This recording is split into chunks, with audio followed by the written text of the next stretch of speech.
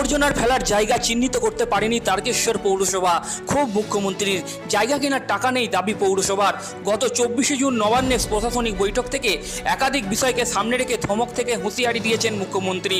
আবর্জনা ফেলার জায়গা এখনও চিহ্নিত করতে পারেনি তারকেশ্বর পৌরসভা সহ বেশ কয়েকটি পৌরসভা। ক্ষোভ প্রকাশ করেছিলেন মুখ্যমন্ত্রী।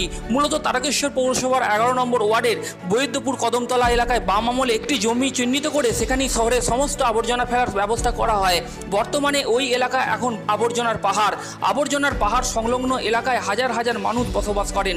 আবর্জনার পাহাড়ের কারণে এলাকায় বসবাস করার জন্য অযোগ্য পরিবেশ সৃষ্টি হয়েছে। সর্বদা বাতাসে মিশে আছে দুর্গন্ধ, যার ফলে এলাকার মানুষ প্রতিদিনই অসুস্থ হয়ে পড়েন। বিশেষ করে শ্বাসকষ্টজনিত রোগে আক্রান্ত হয় শিশু থেকে বৃদ্ধ। শ্মশানের চিতার আগুনের মতো জ্বলে ওঠে যখন তখন। মাঝে মধ্যে বড়সড় অগ্নিকাণ্ডের ঘটনা ঘটে, যার ফলে আতঙ্কিত হয়ে থাকেন এলাকার মানুষ। বারবার আগুন নেভানোর চেষ্টা করে দমকল কর্মীরা। স্থানীয়দের অভিযোগ, দীর্ঘদিন ধরে পৌরসভাকে জানিয়েও মেলেনি কোনো ফল, শুধু মিলেছে আশ্বাস। অন্যদিকে স্থানীয়দের অসুবিধার কথা স্বীকার করেছেন স্থানীয় কাউন্সিলর মৌমিতা হালদার। যদিও এ বিষয়ে তারকেশ্বর পৌরসভার চেয়ারম্যান উত্তম কুণ্ডু জানান, জমি কেনার উদ্যোগ নেওয়া হয়েছে, তবে পৌরসভার অর্থনৈতিক অবস্থা খুব খারাপ। জমি কেনার টাকা নেই। 2 একরের বেশি জমির প্রয়োজন। ভূমি দপ্তরকে জানানো হয়েছে জায়গা দেখিয়ে দেওয়ার জন্য। প্রশ্ন উঠছে, যেখানে বিঘার পর বিঘা সরকারি জমি বেআইনিভাবে বিক্রির অভিযোগ উঠছে তারকেশ্বরের বিভিন্ন এলাকায়, সেখানে গত 12 বছর ধরে জমি চিহ্নিত করতে পারছে না ব্যর্থ তারকেশ্বর পৌরসভা এবং ব্লক প্রশাসন। প্রশ্ন বিরোধীদেরও। ঘাট থেকে কি অসুবিধা হয় আপনাদের? অসুবিধা বলতে আগুন ধরে যায় আর ধোঁয়া হয়ে যায়, মানে নিঃশ্বাসে কষ্ট হয়। ধোঁয়া হয়ে মাঝে মাঝে আর বন্ধ তো সারে সবসময়ের জন্য। কত বছর ধরে ভুগছেন আপনারা? এটা ভুগছি তোমার ওই কিছুদিন মানে চলে যায় সে সময় করে, মানে প্রায় 10-12 বছর। হ্যাঁ। এইখানে হঠাৎ করে কি গজিয়ে উঠেছে এই সিপিএমের আমলে আমার সিপিএমের রাখি জানা এটা করে গেছিলো।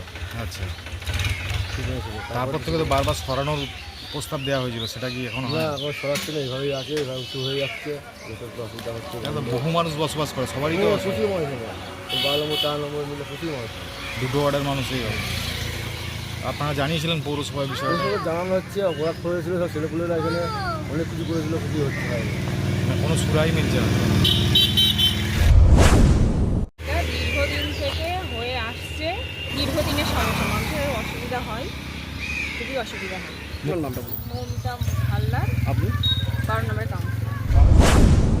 দেখুন, আমরা আসার পর ডাম্পিং গ্রাউন্ড নিয়ে খুবই চিন্তিত ছিলাম এবং আমাদের কিন্তু তারকেশ্বরে বড় বড় 3টে মেলা হয়। সেই মেলাটা কিন্তু আমরা পরিষ্কার পরিচ্ছন্নতাভাবে রাখি। গুগলে গেলে আপনারা দেখতে পাবেন যে আমরা কোন পজিশনে আছি।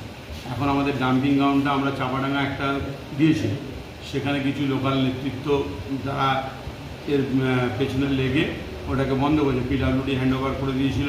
আমরা বিভিন্ন সময় এসডিও সাহেবের সঙ্গে মিটিং করেছি, ওনাদেরকে ডেকে নিয়েও মিটিং করেছি। পরবর্তীকালেও আমরা আজকেও আবার এসডিও সাহেবকে চিঠি করছি এবং প্রয়োজনে আমরা আবার ওটা নিয়ে বলবো যাতে ওটা ফেরত দেওয়া হয়। আমরা এমএলএ সাহেবকেও চিঠি করেছি যাতে এটা সুষ্ঠু মীমাংসা করে আমাদের জায়গাটা দেওয়া হয়, দিলে আর আমাদের কোনো প্রবলেম হবে না। মানে এটি স্থানান্তর হবে, মানে আমরা খুব চেষ্টাই করছি। আমরা বিএলআরকেও চিঠি দিয়েছি, যেখানে জায়গা আছে আমাদের দিন, ঠিক আছে। অর্থনৈতিক অবস্থা তো এমনি খারাপ যে আমরা জায়গাটা কিনতে পারবো, কিন্তু আমরা বিএলআরকে দেখিয়েছি। আমাদের অফিসাররা গিয়ে 3 দিন পর পর ভিজিট করেছে জায়গার জন্য। 2-1টা জায়গা আমরা দেখেছি, কিন্তু অতটা জায়গা আমরা দিতে পারছি। কোথাও 1 একর জায়গা পাচ্ছি, কোথাও আপনার হচ্ছে 1 বিঘে জায়গা পাচ্ছি, হবে না তো কমসে কম 2.2 একর জায়গা চাই, তবেই হবে।